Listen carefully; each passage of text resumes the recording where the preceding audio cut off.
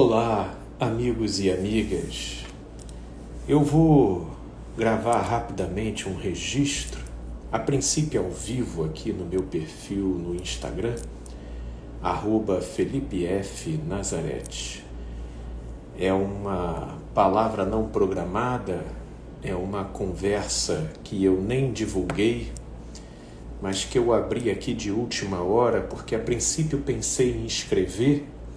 mas achei mais prático poder conversar. Inclusive estou vendo muita gente querida entrando aqui por se tratar de uma live feita ao vivo, mas a minha intenção é deixar aqui um registro acompanhado de uma reflexão relativo a esses últimos acontecimentos da invasão da Rússia sobre a Ucrânia, né? Confesso a vocês que isso me tocou, em diversas vezes me angustiou bastante, sobretudo por aquilo que temos acompanhado das notícias, por vezes vendo pais, crianças, esposas, mulheres, pessoas tendo o seu contexto de vida sendo abruptamente atingido, né, de uma forma agressivamente impactada da noite para o dia, tendo que sair das suas próprias casas para morarem em bunkers, em ambientes coletivos onde você tem relativizado e desmantelado completamente a sua privacidade, a sua rotina, e tudo aquilo que de estabelecido no seu panorama de vida, famílias tendo que ser divididas, os pais dos seus filhos, mulheres e crianças tendo que ir para uma outra região e para endereços muitas vezes nem estabelecidos, nem especificados, fora uma quantidade enorme de pessoas e de vidas sendo ceifadas, tudo isso em nome de razões e de propósitos absolutamente questionáveis. Eu não quero entrar no mérito especificamente de versões ideologizadas acerca do perfil do Putin, que, ao meu ver, é altamente questionável, muito antes daquilo que agora se conflagrou como uma atitude bélica na direção de expropriar a independência de um país autônomo do lado do país em que ele governa, mas pelos seus comportamentos e deliberações totalitaristas, desde que ele está à frente do governo, e isso há 20 anos. Então tudo isso já vem apontando para uma crescente construção de um governo, de uma perspectiva megalomania, de ressuscitar, que visa ressuscitar o antigo império comunista russo em toda a sua glória e no perímetro anterior, como uma tentativa de deixar isso como legado do registro do governo, algo notoriamente narcísico e desnecessário, e que agora tem trazido um grande peso para o mundo, sobretudo para o povo da Ucrânia, que sofre gravíssimas implicações e consequências por conta de tais devaneios. Agora, levando em consideração tudo isso que está amplamente divulgado, e basta você olhar os noticiários, porque isso tudo está sendo amplamente comentado e veiculado ultimamente, o que eu chamo para reflexão é que não se pode agora, num dado momento, manifestar a consternação, porque vira e mexe aparece uma pessoa querendo relatar situações outras que ocorreram no passado, como, por exemplo, se formos olhar o registro histórico, a Inglaterra detém a maior quantidade de invasões em territórios estrangeiros desde o início, vamos dizer, da historicidade desse povo enquanto nação, onde inúmeros países foram alvos da invasão e da volúpia de expansão ou de exploração, porque nem todos esses países que foram invadidos se tornaram necessariamente parte, né, da coroa britânica, sem falar nas invasões realizadas pelos próprios Estados Unidos, como por exemplo em 2003 lá no Iraque, alegando haver armamento nuclear no país, e quando na verdade depois se comprovou que não tinha. E naquela brincadeira inúmeros civis e pessoas inocentes, elas vão sendo dizimadas. O fato é que, independente da potência que esteja em jogo, essa volúpia ensandecida, cega, megalomaníaca, que estabelece pretextos de fachada para poder camuflar intenções e propósitos escusos e perversos, isso não está sendo inaugurado nesse comportamento de Putin em relação à Ucrânia. Mas o fato é que, como pessoas se ressentem da mobilização e da comoção que vem sendo suscitada na direção dos ucranianos, então muitos vão levantando inúmeras outras situações, e a gente não precisa ir nem para longe, a gente pode olhar aqui para dentro do nosso país, um modo truculento e bárbaro, como por exemplo a polícia muitas vezes entra em determinadas comunidades, matando e atropelando gente inocente. Na medida como me é possível, eu vou me tornando solidário, eu vou gerando comentários, a gente vai tentando se manifestar em relação a todas essas coisas. Mas eu creio que seria muito útil e proveitoso, sobretudo para o bem na vida, né? Se nós nos uníssemos na solidariedade. Porque há um ressentimento que, ao perceber uma solidariedade no ar, ele se estabelece num tom condenatório, atribuindo hipocrisia e tentando esfriar a sensibilidade e a unificação da solidariedade na direção do bem daquele povo que sofre. Ora, e aqui nós não estamos falando de bandeiras, nós não estamos falando de governos ou de políticas ou de ideologias. Eu estou falando lá daquela ponta da corda relativa às pessoas, às pessoinhas indefesas que têm a sua vida interferida por essas explosões de disputas e de conflitos, de uma cúpula ensandecida, e que se torna cega pela própria ambição e sai atropelando e destruindo tudo ao seu redor para poder para conseguir conquistar os seus objetivos, né? A grande verdade é que, se uma solidariedade e uma misericórdia ela se torna coletiva, então vem um grupo de oposição querer condenar tal solidariedade sob a interpretação de hipocrisia, porque esse tipo de solidariedade não se levantou no caso X, no caso Y, e quando aconteceu aquele caso, ninguém falou nada, ninguém se manifestou, e aí essa relativização da solidariedade vai fazendo com que pessoas, uma vez questionadas na manifestação da sua opinião, do seu olhar, da sua sensibilidade, fiquem inibidas. E aí a solidariedade vai cessando e vai todos se adentrando a um esfriamento, a uma estranha tolerância,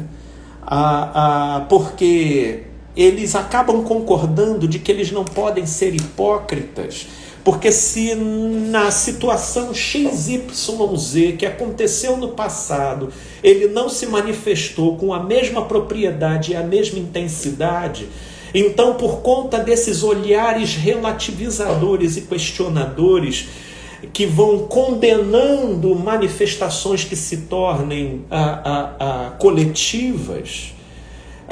eles se sentem inibidos e então já não se manifestam, já não expõem a sua sensibilidade. Ora, a grande verdade é que quando a maldade se torna coletiva,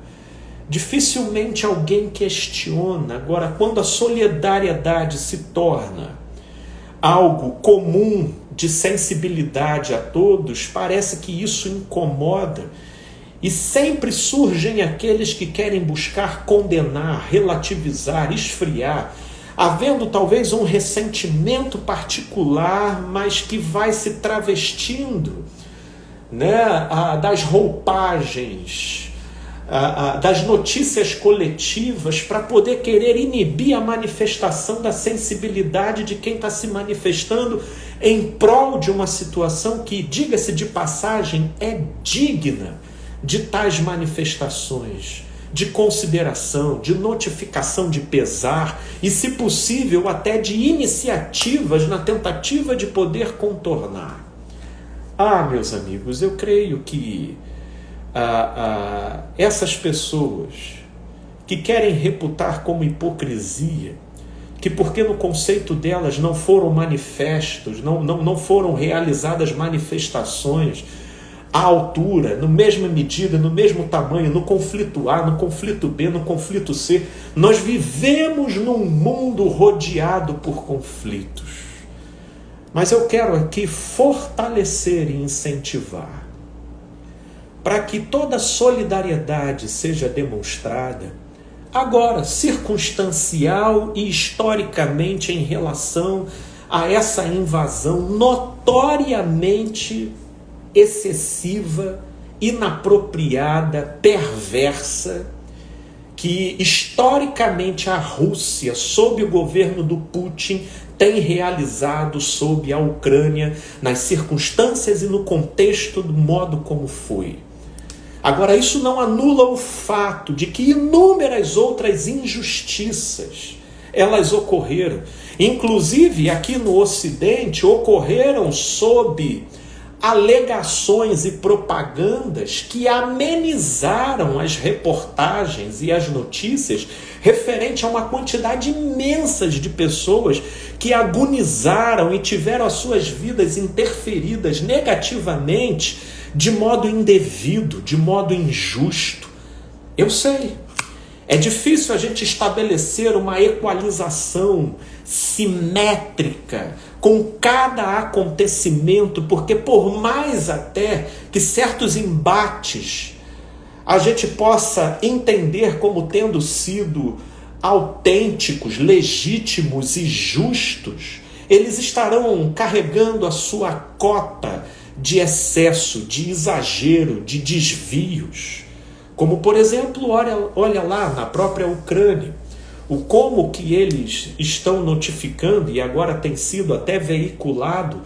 o modo como pessoas africanas lá estão sofrendo discriminações. Elas não estão recebendo permissões de poderem se utilizar dos mesmos meios de fuga e de proteção que as pessoas brancas lá dentro do país estão tendo acesso. Então, cada situação, por mais justa que seja, será permeada por injustiças.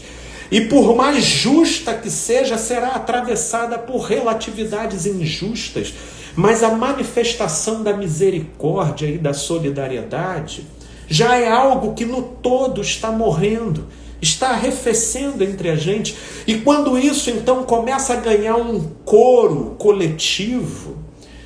parece que tem gente que fica ressentida e magoada, porque talvez não teve o mesmo direcionamento de solidariedade para as causas aos quais ela se identificava ou se viu lesada.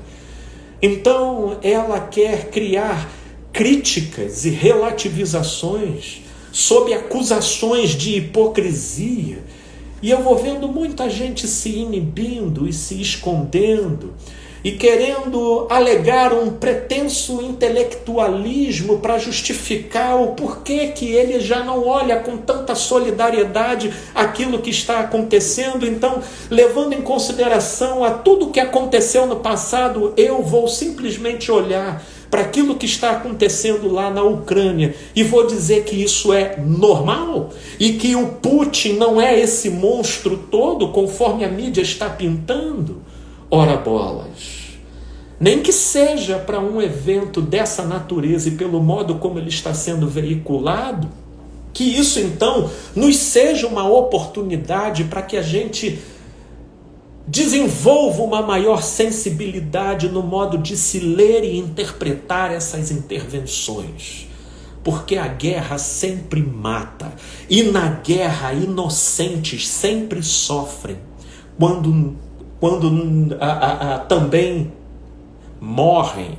perdem e são prejudicados em múltiplos sentidos. Portanto, meus amigos, eu quero aqui endossar a solidariedade aqui, desse meu perfil, dessa minha página, a todos aqueles que estão padecendo, a todos aqueles que de maneira injusta estão sendo massacrados e outros estão inseridos dentro de um contexto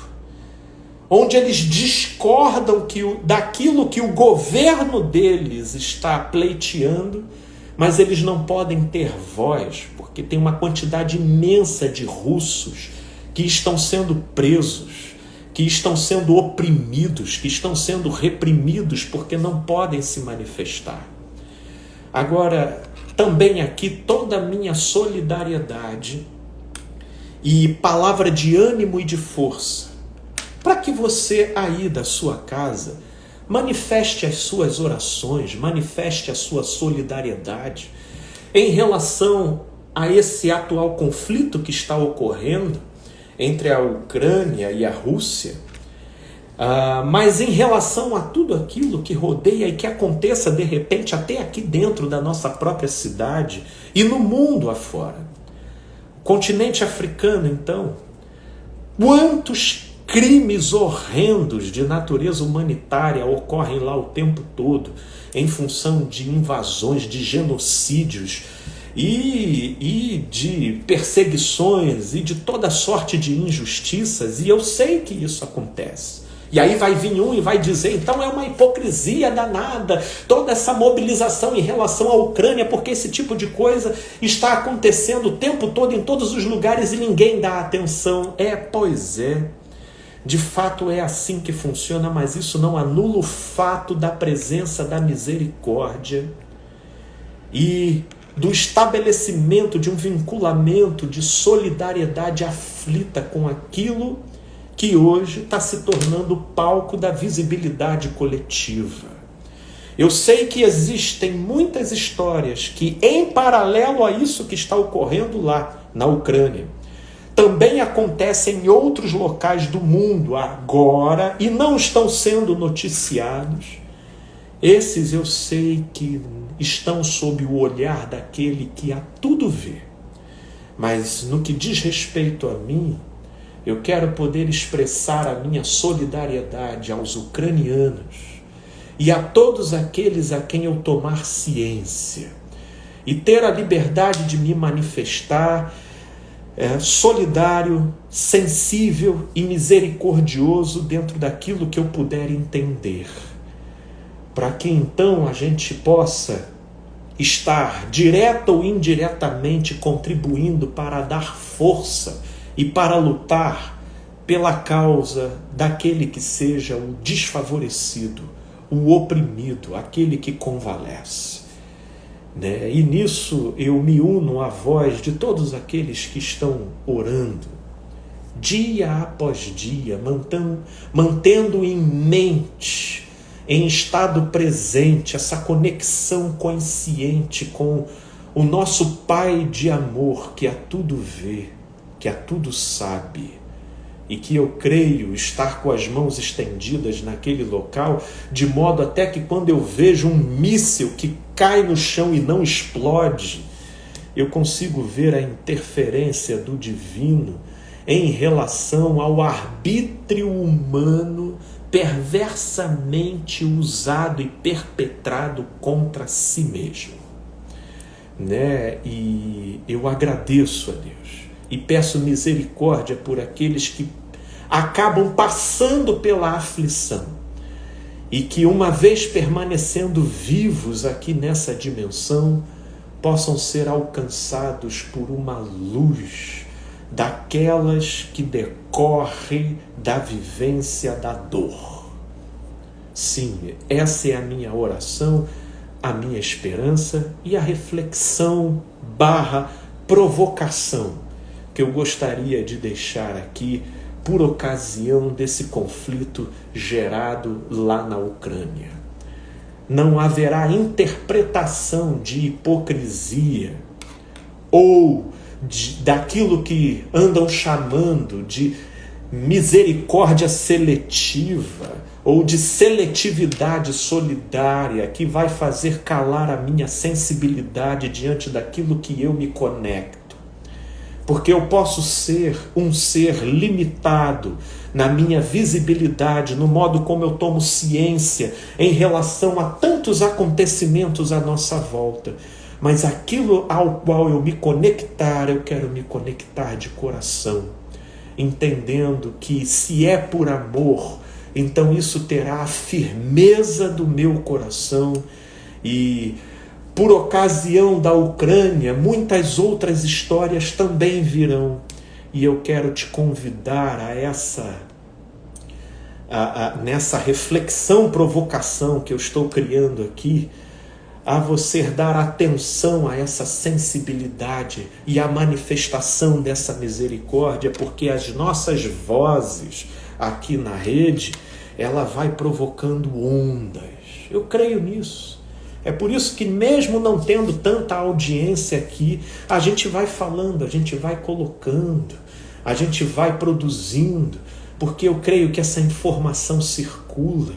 E não tendo a gente mecanismos diretos de mudança relativo àquilo que a gente vê que está inadequado, a gente se utiliza daqueles mecanismos que, embora sejam indiretos, eles têm eficácia, eles possuem efeito, produzem efeitos. E é assim que eu creio, é assim que eu prossigo e é assim que eu te convido. Prossigamos nessa corrente de solidariedade e de oração. A princípio por aquilo que tem se tornado de fato um tema coletivo, a Ucrânia, mas tomando ela apenas como ponto de partida, abrindo nossos olhos e sensibilidade para tudo aquilo que ocorre ao nosso redor. É isso, gente boa. Um beijão para vocês e vamos em frente.